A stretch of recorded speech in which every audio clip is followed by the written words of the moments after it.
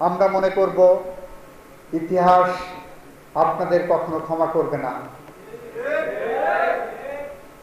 আওয়ামী লীগ যে লুটপাটের সাথে জড়িত হয়ে পড়েছিল, আওয়ামী লীগ যে দখলদারির সাথে জড়িত হয়ে পড়েছিল, আপনারা সেই পথে যদি কেউ হাঁটেন, সেই পথ কিন্তু অন্ধকার পথ, কানাগলি পথ, সেখানে হারিয়ে যাবেন, যেমন হারিয়ে গেছে এইখানে আওয়ামী লীগের অজস্র নেতাকর্মী। আওয়ামী লীগ এত বড় দল, তারা মনে করত রোজ কিয়ামত পর্যন্ত তারা ক্ষমতায় থাকবে। ক্ষমতার মোহে হেন কোনো কাজ ছিল না, অকাম ছিল না, কাজ বলবো না, অকাজ ছিল না, তারা করত না। অ্যান্টিব্যাকটেরিয়াল অ্যাডিটিভ যুক্ত সেরা ওয়াটার ট্যাঙ্ক বিশুদ্ধ পানিতে ব্যাকটেরিয়া জন্মাতে দেয় না।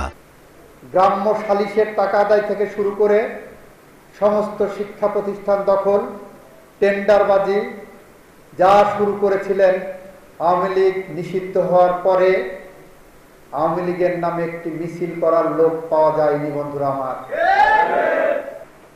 জুলাই বিপ্লবের চেতনা শুধুমাত্র ক্ষমতার পরিবর্তনের জন্য নয়। জুলাই বিপ্লবের চেতনা লুটপাট করার জন্য নয়। জুলাই বিপ্লবের চেতনা দখলদারিত্বের জন্য নয়, কমিটি বদলের জন্য নয়। জুলাই বিপ্লবের চেতনার মূল জায়গা হলো বৈষম্য বিরোধী সমাজ প্রতিষ্ঠা করা, ন্যায় বিচার প্রতিষ্ঠা করা, বাংলাদেশের মালিকানা বাংলাদেশের জনগণের কাছে ফিরিয়ে দেওয়া।